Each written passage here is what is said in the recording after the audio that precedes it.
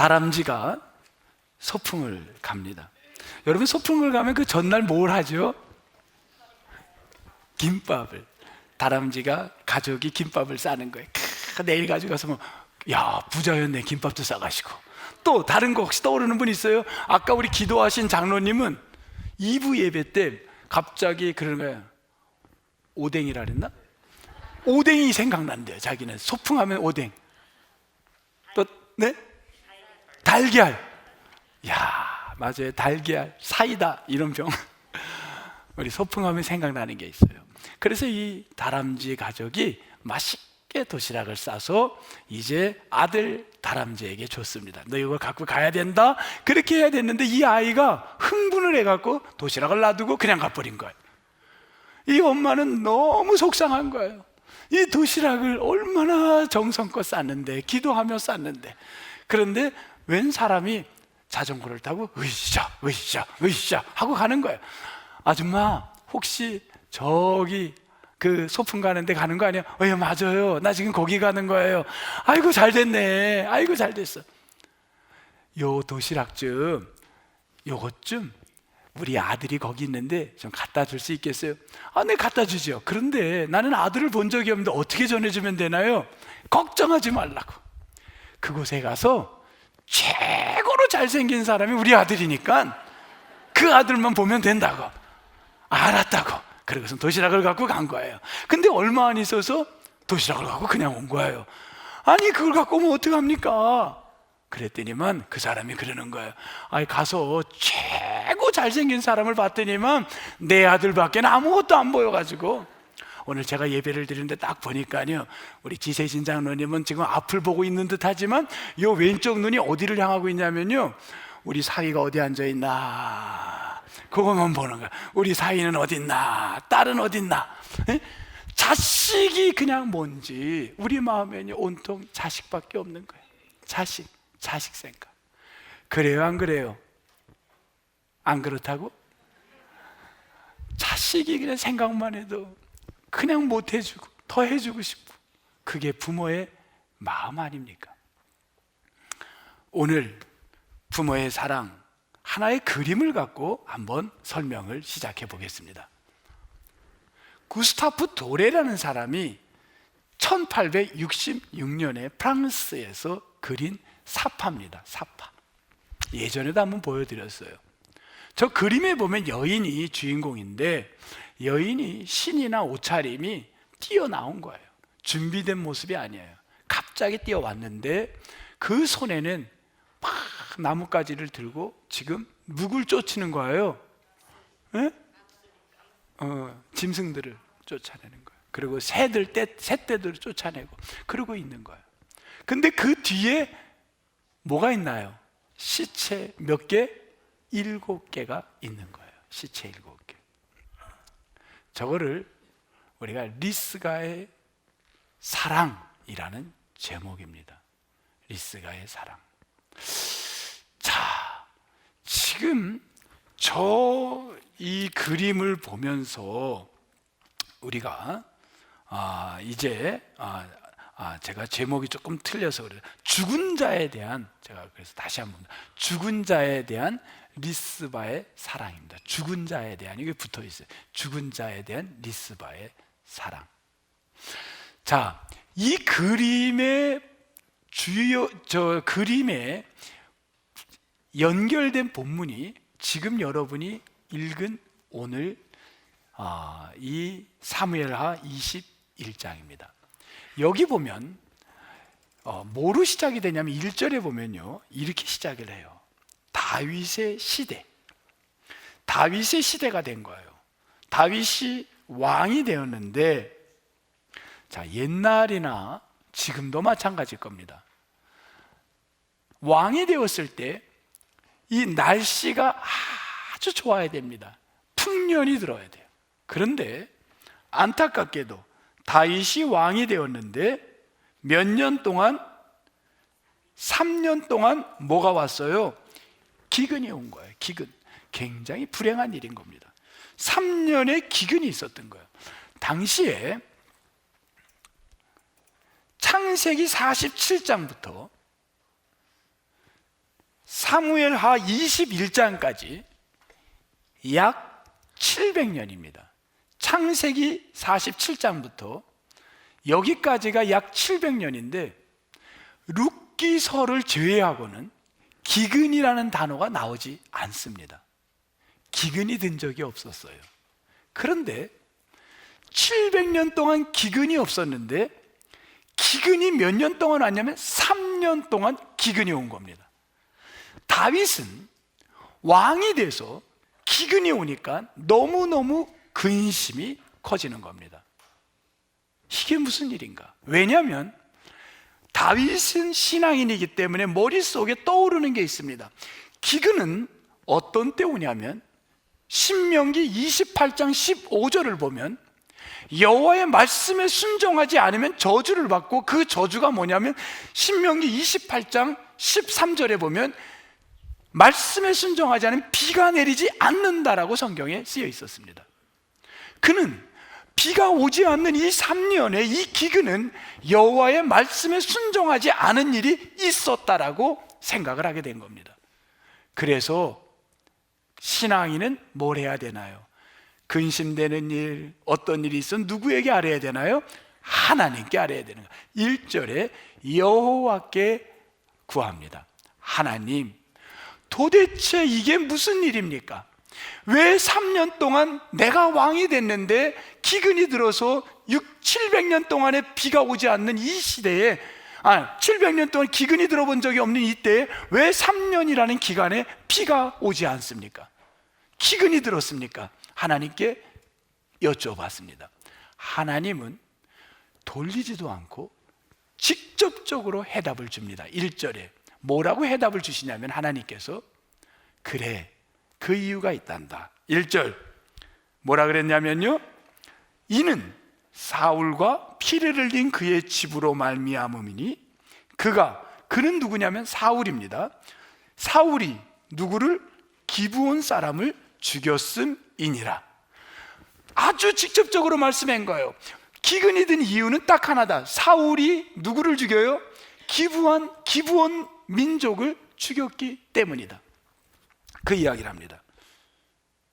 여러분, 기브온 사람이 누구인가요? 기브온 사람이 누구인가요? 자, 이제 지난주 설교로 연결을 시켜봅니다. 지난주 설교는 여호수아서를 여러분이 공부를 했습니다. 여호수아와 지금 이 사건은 몇 년의 텀이 있냐면요, 150년의 시간의 차이가 있습니다. 여호수아서 9장을 여러분 보면 지난주 설교를 기억해 보시겠습니다. 여호수아서 9장, 오늘은 요거 한 번만 찾겠습니다. 여호수아서 9장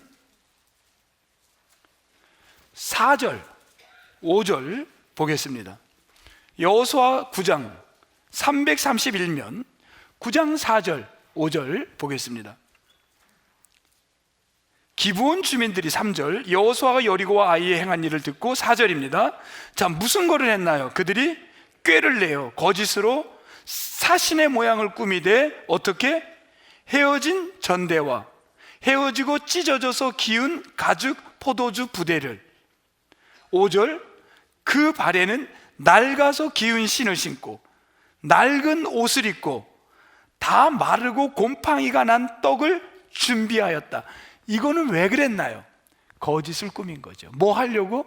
이스라엘 백성과 기브온 족속이 뭐 맺으려고 그러나요? 조약을 맺으려고 그러는 거예요. 화친 조약을 맺으려고 한 겁니다. 그래서 자기들은 먼 데서 온 사람들처럼 속인 거예요. 그거를 여호수아가 그대로 받아들여 가지고 조약을 맺습니다.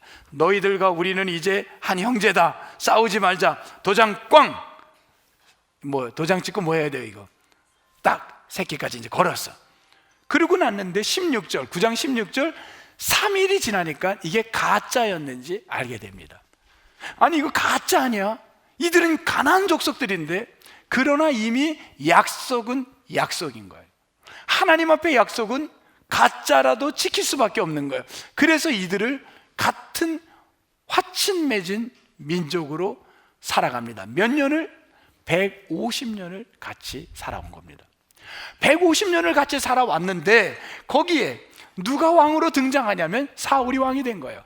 그때 사울이, 다시 본문으로 갑니다. 사울이 그 2절에 보니까 열심이 얼마나 강한지, 다섯째죠. 2절의 다섯째 줄을 보세요. 2절의 다섯 줄을 내려오면 열심이라는 단어가 있어요.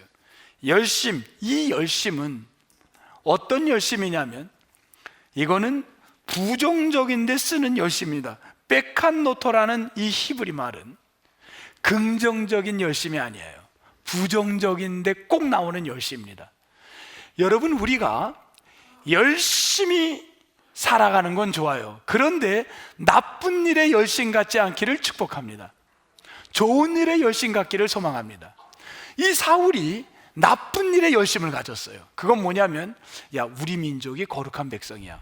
그런데 거룩한 백성이 축복받은 백성인데 우리가 살려면 이 잘못된 건 애초에 잘라내야 돼. 150년 동안에 우리 조상들이 못 잘라낸 게 있어. 이방 사람들하고 같이 살아가. 그들이 거짓말로 화친 맺었는데 내 손에서 끊어버려야지. 그 생각에 열심을 가진 겁니다. 그리고 그가 뭘 하냐면 기브온 민족을 죽인 겁니다. 이 사건을 이야기한 거예요, 지금 하나님이.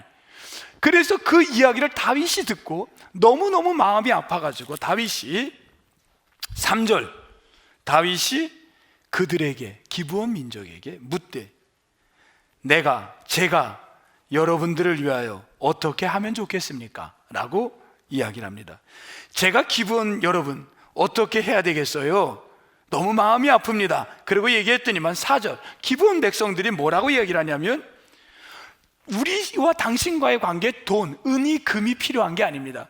내가 은을 필요로 하고 금을 필요로 하는 게 아니라, 내가 지금 필요로 하는 건 그게 아니라 뭐냐면 6절, 모해한, 우리 민족을 모해한 사람의 자손 7사람을 우리에게 내주소서.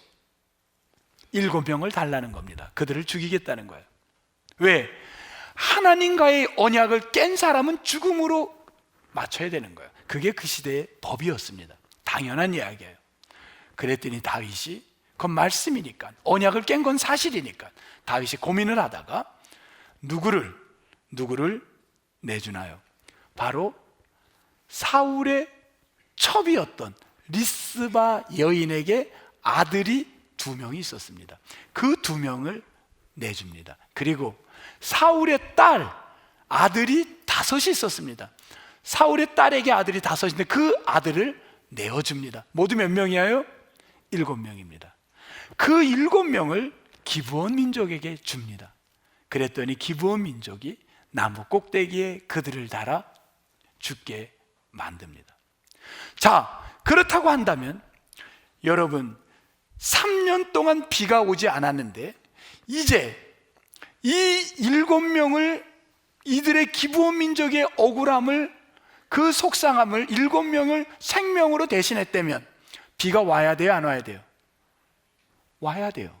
그런데 9절 성경 보겠습니다. 9절 같이 한번 읽겠습니다. 9절 시작.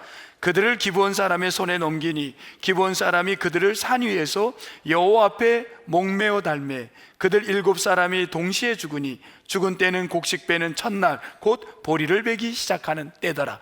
비가 왔다는 말이 있어요, 없어요? 없어요. 지금 우리는 만약에 여기에 비가 왔다 이러면은요, 주인공은 누가 되냐면 주인공은 다윗이 되는 겁니다. 다윗은 이스라엘의 왕으로서 억울한 사람의 누명을 벗어줬더니만 하늘에서 비를 내려주었다. 기근이 멈추게 되었다. 여러분, 억울함을 위해 일하십시오. 그러면 이 땅에 여러분에게 축복이 올 줄 믿습니다. 근데 이렇게 설교가 돼야 되는데 이게 아니라는 거예요.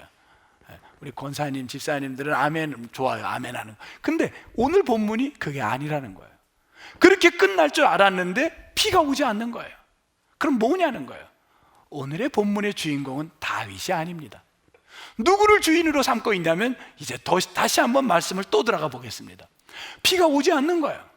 그러고 있는데 갑자기 신하 한 명이 다윗에게 뛰어옵니다. 그리고 다윗에게 이야기를 합니다. 왕이요, 뭐? 그런 일이 있어? 그 일이 무엇이냐면 이런 이야기였습니다. 여러분 아까 봤던 그림 사파가 생각나죠? 한 여인이 집을 나와서 6일도 아니고 60일도 아니고 6개월을 집에 안 들어가고 밤낮으로 그 시신 앞에서 7부의 시신 앞에서 밤낮으로 6개월을 저렇게 있는 한 어머니가 있습니다. 그 여인의 이름이 리스바입니다. 다윗은 그 이야기를 듣는 순간 갑자기 전율이 그에게 임한 거예요. 왜? 죽을 수밖에 없는 이유가 있지만 엄마의 그 사랑, 자식을 위한 사랑은 이해가 됐던 거예요. 너무 마음이 아팠습니다. 그래서 다윗이 뭘 명령하냐면 당시에 하나님의 언약을 어기고 죽은 사람은 장례 자체를 못했었는데 그 장례를 못해야 되는데 왕으로서 명을 내립니다. 13절입니다. 보십시다. 13절. 어떤 명을 내리냐면 13절, 다윗이 그곳에서 사울도 장례를 못했어요. 사울의 뼈, 사울의 아들 요나단도 장례를 못했습니다. 요나단의 뼈, 그리고 7명 사람들이 그 달려 죽은 자들의 뼈를 거두어다가 뭘 했어요? 장례를 한 겁니다. 장례를 하게 했어요. 14절 넷째 줄, 그 장사를 다 지내고 그 후에가 키야. 이제 핵심이야. 그 후에 무슨 거를 한 후에? 장례를 하고 난 후에, 그 후에 같이 읽겠습니다. 그 다음 시작. 하나님이 그 땅을 위한 기도를 들으시니라. 하나님이 그 기도를 들어주셨느니라. 그 기도가 뭔가요? 기도가 뭐예요? 비오는 기근에서 해결되는 거. 자, 그러면 기근이 해결됐다는 게 어디 나왔나? 미리 나왔어요. 10절에 나옵니다. 셋째 줄, 하늘에서 뭐가 내려요? 비가. 하늘에서 비가. 근데 이 비라는 게 히브리 말로 비가 보통은 뭘로 써야 되냐면요, 꾀셈이라는 단어가 와야 돼요. 그러면 그냥 내리는 rain이에요. It's rain. 비가 내려. 꾀셈. 그런데 여기에 히브리 말은 꾀셈이라는 단어가 안 나온 거예요. 무슨 단어냐? 이거는 비에다 쓰지 않아요. 보통 강물이 흘러가는 그 물줄기, 거기에다 마임이라는 단어를 짓는데, 하늘에서 뭐가 오냐면 마치 마임, 강물이 쏟아지듯 하늘에서 물이 쏟아지기 시작했다는 거예요. 이게 하나님의 기도의 응답인 줄 믿습니다. 어떤 때, 여러분 어떤 때? 여기에 주인공은 누군가요? 다윗이 아닙니다. 누가 주인공인가요? 누가 주인공이에요? 리스바, 그 여인. 아까 그림 봤죠? 그 여인 리스바. 이 여인이 자식이 죽을 수밖에 없는 그 민족적 이 언약을 깬 거에 대한 대가를 치를 수밖에 없지만 엄마의 사랑은, 그 안타까움을 갖고 있는 걸 그 다윗이 듣고 그 엄마의 그 사랑, 자식을 향한 사랑에 감탄을 받고 감동을 받아 그가 장례를 치르게 해줘서 비가, 그 엄마의 마음이 위로가 되니 비가 왔다는 겁니다. 자, 이게 오늘의 성경의 이야기예요. 지난주하고 연결을 시켜본 겁니다. 본문은 여호수아가 아니라 사무엘하에 연결이 됩니다. 저는 이걸 연결하면서 오늘 이 어버이날 여러 가지 생각을 해보게 됐습니다. 특히 설교의 마지막 누가 떠올랐냐면, 여러분 생각해보면 우리들이 창세기부터 인간을 하나님이 창조하고 그 인간이 죽을 수밖에 없는 모습으로 살아왔습니다. 인간이 죄를 지으면 다 죽어야 됩니다. 우리는 죽어야 되는데 그 하나님께서 우리를 그냥 죽일 수가 없어서 죄의 결과는 사망이라고 로마서에 말씀했는데, 우리가 사망되는 걸 볼 수가 없어가지고 그분이 사랑하는 누구를? 독생자 예수 그리스도를 우리에게 보내주셨는 줄 믿습니다. 그 예수 그리스도로 말미암아 우리가 어떻게 됐냐면 지금 죽지 않고 살 수 있었다는 거예요. 이 사실, 이거가 연결이 되기 시작했습니다. 여러분, 세상에서 부모님에게 네 부모를 뭐하라 그래요? 공경하라. 공경이라는 단어는 사실은요, 창세기, 출애굽기, 레위기 다 성경을 보면요, 공경이라는 단어는 딱 한 사람에게만, 한 대상에게만 쓰이게 됐습니다. 하나님에게만 나옵니다, 이 공경이라는 단어가. 그런데 성경에 유일하게 하나님 말고 그 하나님 외에 사용한 데가 딱 하나예요. 선생님도 아닙니다, 주인도 아닙니다, 집의 주인도 아닙니다. 딱 하나. 누구냐면 부모님입니다. 부모님에게만 공경이란 하나님에게 쓰이는 단어가 사용되는 겁니다. 그 말은 하나님의 사랑을 우리가 볼 수가 없었지만 인간 부모님을 보면서 하나님 사랑을 느낄 수 있다는 겁니다. 여러분, 공경하라는 건요, 무겁다라는 의미가 있어요. 또 하나의 의미는 물질적인 의미가 있습니다. 여러분, 부모님의 공경은 어떤 거냐면 가볍게 여기면 안 됩니다. 부모님을 귀히 여겨야 되는 겁니다. 우리 신랑 신부 잘 들어요. 부모님은 무겁게, 귀하게. 그리고 또한 어떻게 해야 되느냐? 물질적으로 부모님에게 도움을 주는 자가 되라는 의미가 나와 있어요. 이 공경이라는 의미의 두 의미가 성경에 나와 있는 겁니다.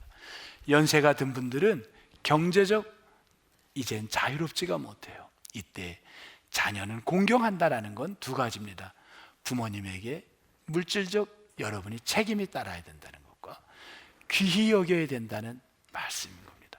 사랑하는 오늘 어버이날 예배를 드리는 온 성도 여러분, 여러분 부모님이 아직 생전에 계시다면 부모님을 공경하는 착한 성도 되시기를 주님의 이름으로 축복합니다.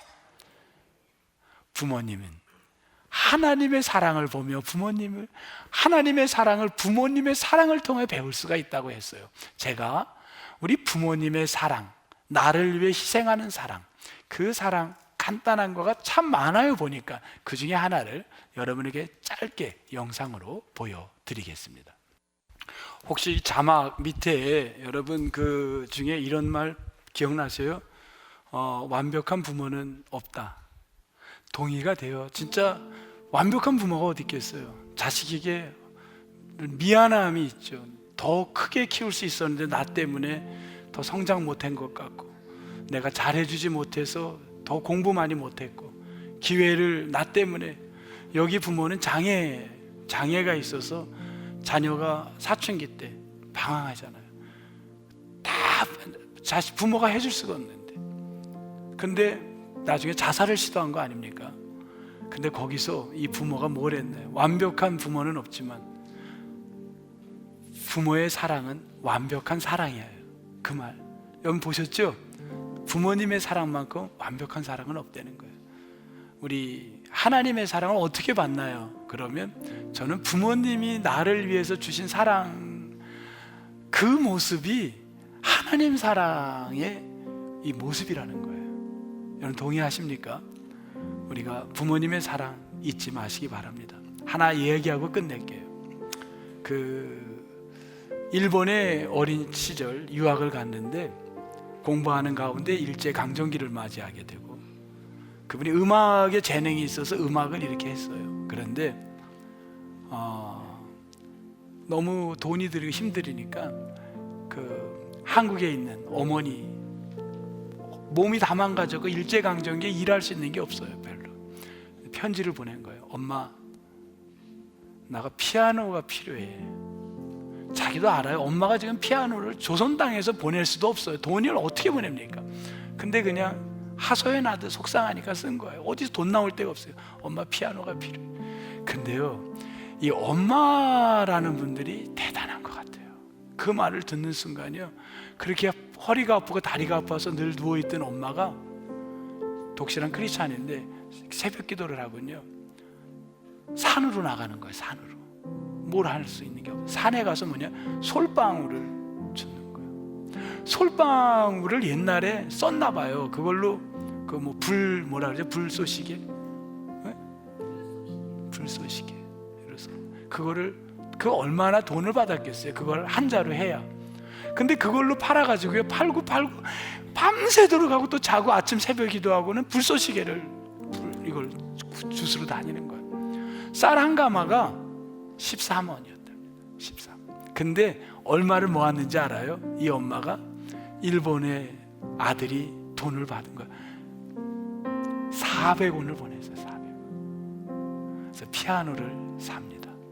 그리고 그 아들이 피아노를 갖고 작곡을 하는데 첫 번 작곡이 엄마를 생각해요. 그리고 곡을 했어요.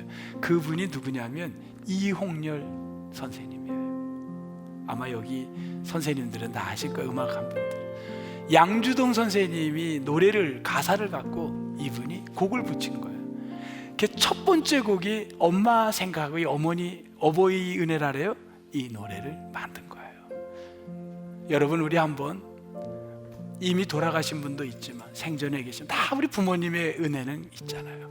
한번 그 자리에서 일어나서 우리 마지막 오늘 송룡을 다 멈추고 이 어버이날 노래로 1절 2절 부르고 제가 축도하고 마칠게요.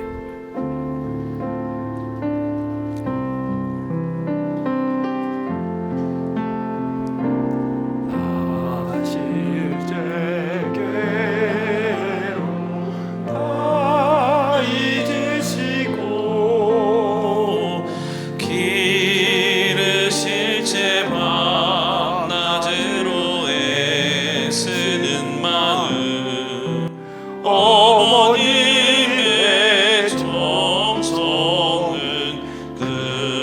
그지없어라.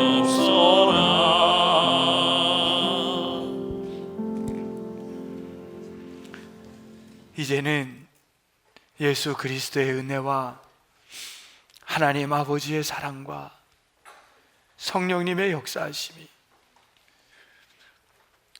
어머님의 그 사랑을 기억하며